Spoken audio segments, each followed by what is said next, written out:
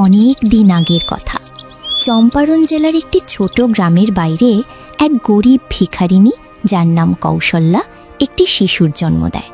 কাকতালীয়ভাবে সেই একই দিনে ওই গ্রামের জমিদারের ঘরেও একটি শিশুর জন্ম হয়, কিন্তু দুজনের ভাগ্য ছিল একদম আলাদা।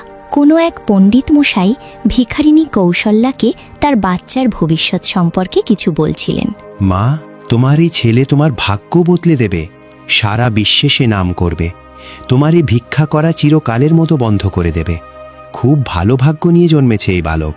আপনি কি সত্যি বলছেন বাবা? হ্যাঁ মা, আমার কথা একদম সত্যি। দূর থেকে তাদের দুজনের কথা সেই জমিদার শুনে ফেলেন। পণ্ডিত মশাই কৌশল্যার কাছ থেকে বিদায় নিতেই জমিদার তাকে থামালেন এবং সঙ্গে করে নিজের বাড়িতে নিয়ে গেলেন। পণ্ডিত মশাই, আপনি যেমন ওই ভিখারিনীর বাচ্চার ভাগ্য গণনা করলেন, তেমনি আমার ছেলের ভাগ্যটাও একটু দেখুন। বলুন তো, আমাদের ছেলের কপালে কি লেখা আছে? হ্যাঁ পণ্ডিত মশাই, কি ভাবছেন? তাড়াতাড়ি বলুন। জমিদার সাহেব, আপনার ছেলের ভাগ্য খুবই খারাপ। এত ধন সম্পদ থাকা সত্ত্বেও সে এই পরিবারে ধ্বংস ডেকে আনবে।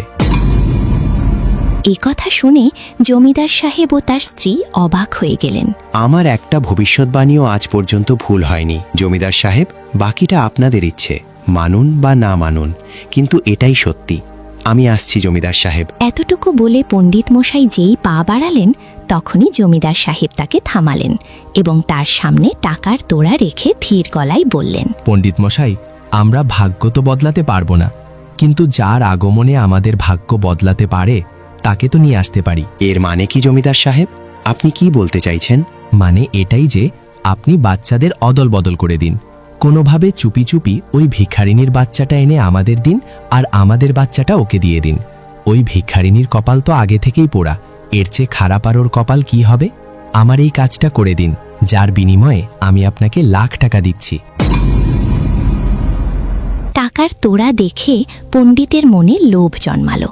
সুযোগ বুঝে এক রাতে সে চুপি চুপি জমিদারের বাচ্চার সাথে ভিখারিনী কৌশল্যার বাচ্চার অদল বদল করে দিল।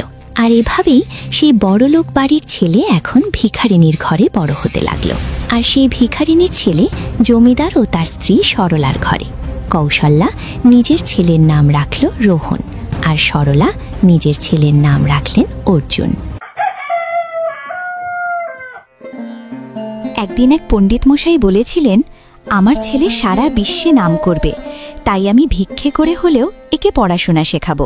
এরপর থেকে কৌশল্যা ভিক্ষে করে করে নিজের ছেলে